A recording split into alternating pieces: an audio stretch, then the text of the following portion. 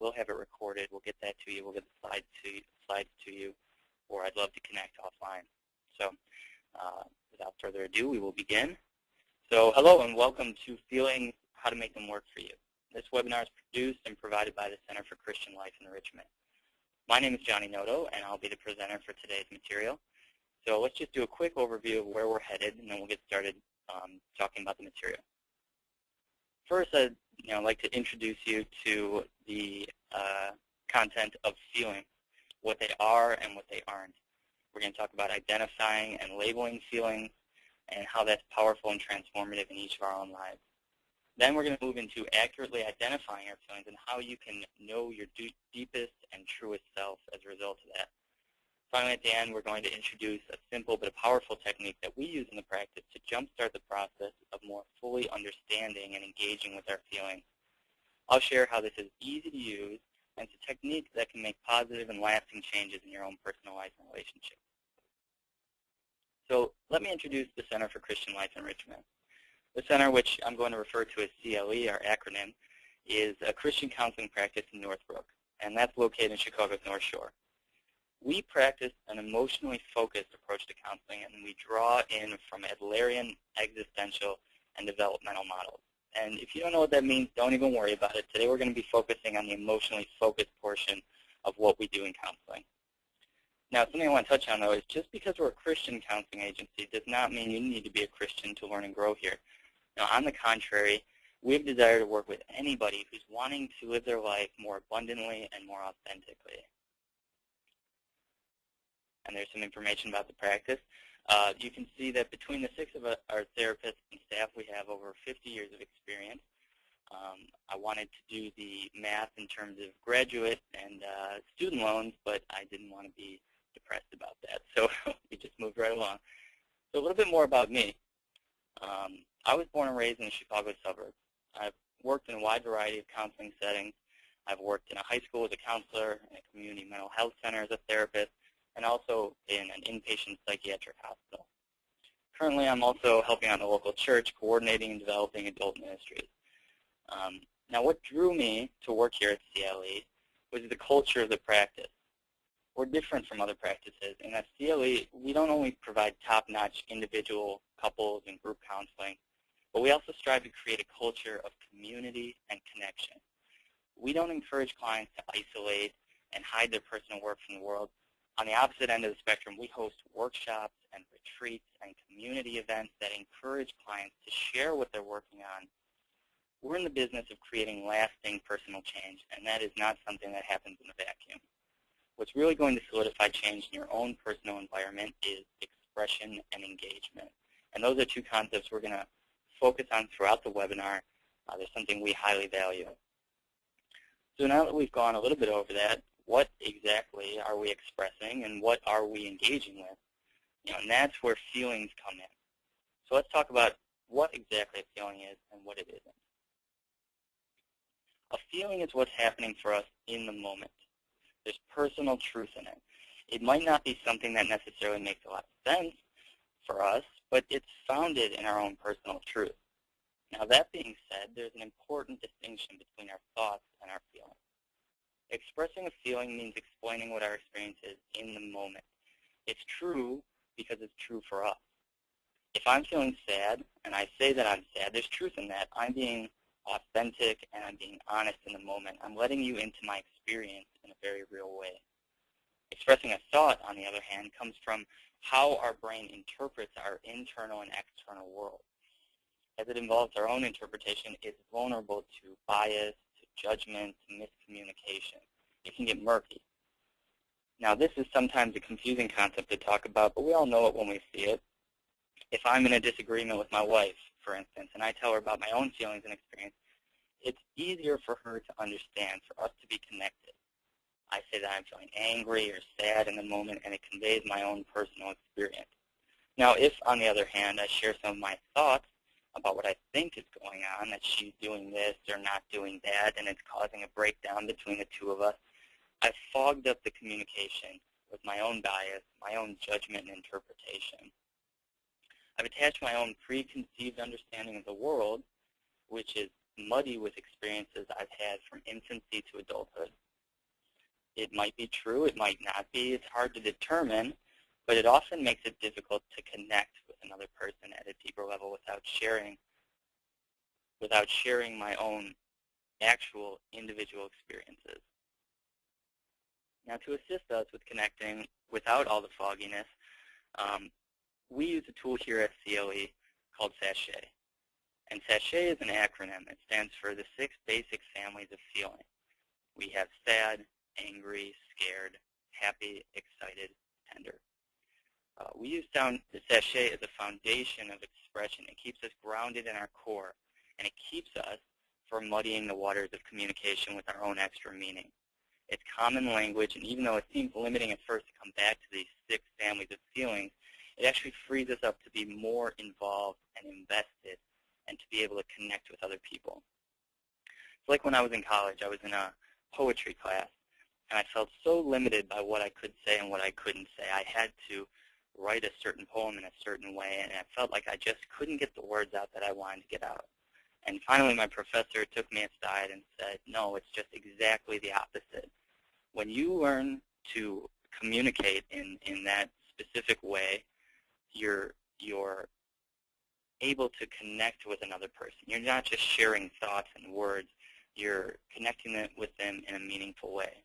When you read a good poem, you're experiencing what the author has experienced, and it's just this deeper level of connection as a result. So now that we've identified a basic language for feelings, let's talk about how we can use them to make positive changes in our lives. And to do that, we're going to turn to the research. So Matthew Lieberman, a researcher out of UCLA, did a great study in 2007 around feelings. What he did was he took 2 groups of participants, and there was one major difference between the 2 of them. But what was the same between the 2 of them is he put them in a machine called an fMRI. Now that's measuring activity and impulses in the brain, what's lighting up and what's not lighting up. And while they're in the fMRI machine and that's measuring their brain waves, they're seeing slides of faces, of expressions, and these are negative emotions. So they're seeing a face that's angry or a face that's sad or scared. Now the difference between the 2 groups is that the first group just watched the slides and just saw them come up, go down, and meanwhile this machine is watching where the activity in their brain is happening. The second group, on the other hand, only difference is when they saw an expression, they name the feeling. They see an angry face, they say angry. Or they see a sad face, they'll say sad.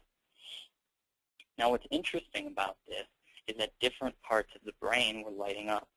In the first group, the group that just saw the pictures and just let them slide by, their amygdala lit up. And you can see that there. It's in red at the sort of the lower base of the brain. Now the amygdala is a walnut-shaped part of the brain, and that's what's connecting with your fight or flight. It's the more primitive part of the brain. When you see somebody who's just infuriated and full of rage, their amygdala's lighting up like crazy. The same way when you see somebody who's panic-stricken and just cannot get themselves to move. That's their amygdala lighting up. What's interesting is that the second group, the ones who just simply named the feeling, instead of their amygdala lighting up, they had their prefrontal cortex light up, and that's where executive functioning happens in the brain. That's our language, our creativity. That's where we have delayed gratification and planning. And so what's great about this is that simply naming it changes how our brain interprets the feeling. We have a feeling, we have a reaction either way. The difference is that being more conscious, expressing and engaging changes the way we interpret that. Another interesting part of this story is that even when the images went so quickly that the person could not consciously name what they were seeing, they still had a reaction. So the thing to keep in mind is that we are constantly reacting emotionally to all sorts of stimuli around us, and we have a choice in that we can change how we respond to that.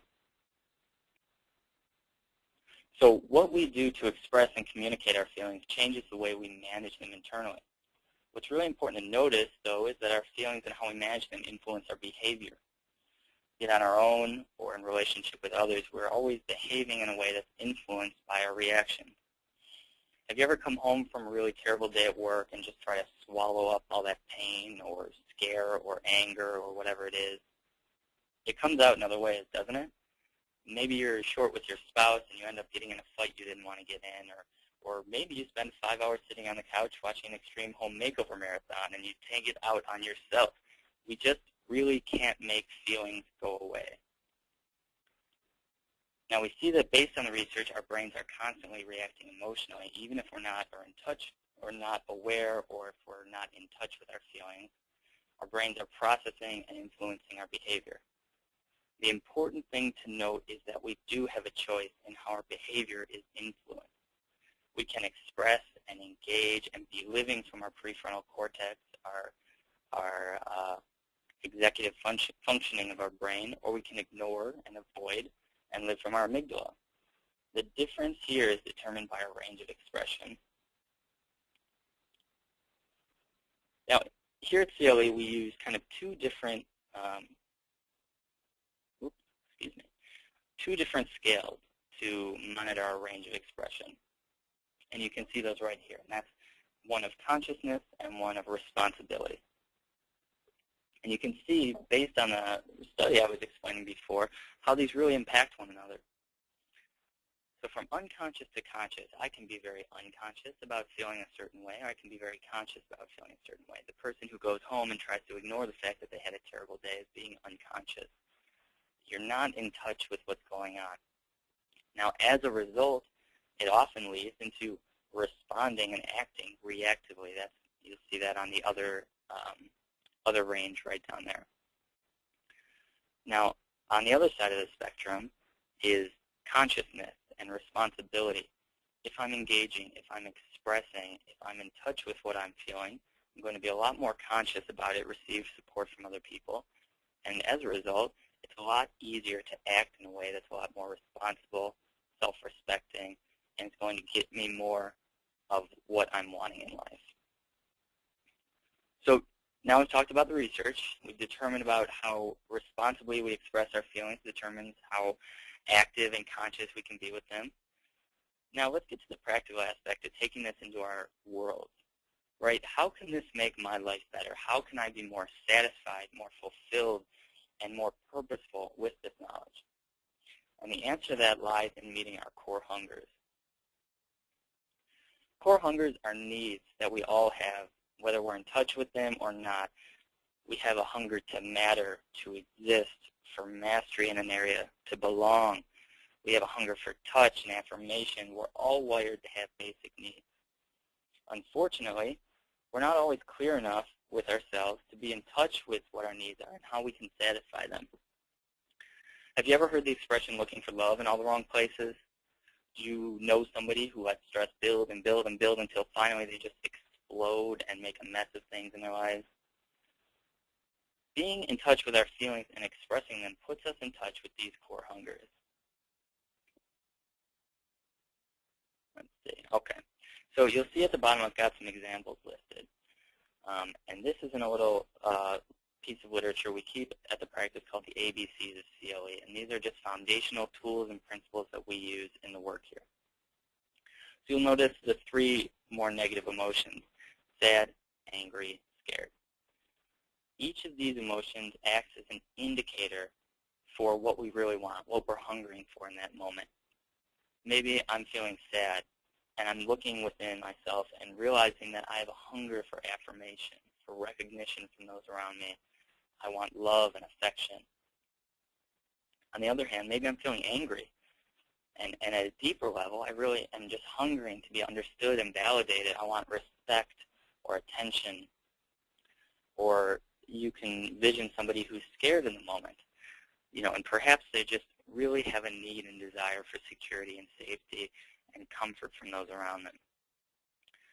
It's important to use our feelings as kind of the gateway to meet our needs and be more in touch with ourselves and more satisfied with our life. So that leads us kind of to this important tool that I've been talking about. that you can take in your life and really affect change in this area, and that's what we call the Feelings Recognition Journal. Now, looking at the Feelings Recognition Journal, you'll notice these two columns that are kind of already filled in. We've got the feelings over here, that's sachet feeling, and then over here is the bodily sensation. And this is really to help us be more aware, be more present with ourselves. We'll give this assignment to a client and have them indicate a feeling and fill out the Feelings Recognition Journal, say, once an hour on the hour for a week. So, you know, it's almost 1 o'clock, and so I can look at what I'm feeling. And it's important that we have all these synonyms here because it helps you be in touch and pinpoint what exactly is going on. Sometimes it's hard to voice and express what we're feeling, and it's a little bit easier to notice what we're feeling when we're given some suggestions and examples. So say I'm feeling sad and I'm really connecting with being distressed right in the moment. And another way I might notice that is feeling tightness in my throat or you know, feeling just really down. So we'll go across the column here, list our sachet feelings, get in touch with the circumstance. What's going on? Where am I? What might be affecting my feelings now? Talk a little bit about our bodily sensation. Then in this far column, we'll respond. What did I do? What didn't I do in that moment? Now this is really helping us get in touch with ourselves. You'll notice at the top we've got kind of a 3-step format that we'll do with this assignment sometimes. The first is a little bit easier. It's noticing my feelings and writing them down. That's what I just spoke about. Okay, if we want to get even more out of this, I'll try to notice a feeling, write it down, and then tell someone about it, express and engage. Okay, if I really want to get the most out of this, I'll notice a feeling, write it down, talk to someone about it, and then declare what I want. What's my core hunger? Where is that feeling leading me? What am I needing in my life right now? So there's kind of 2 main reasons that this is helpful for us. One, it helps us practice engaging and expressing, first of all, with ourselves, and second of all, with other people in community.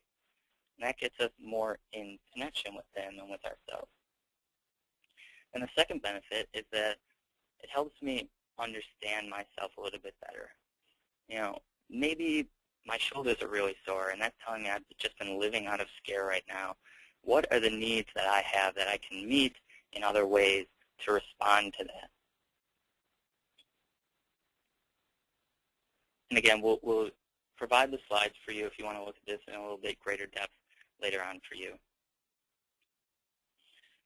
So now, I've attended this webinar, I'm enjoying the information, and there's a great possibility I'll go back into my life and do what we all naturally do, is just kind of settle in, go with the flow.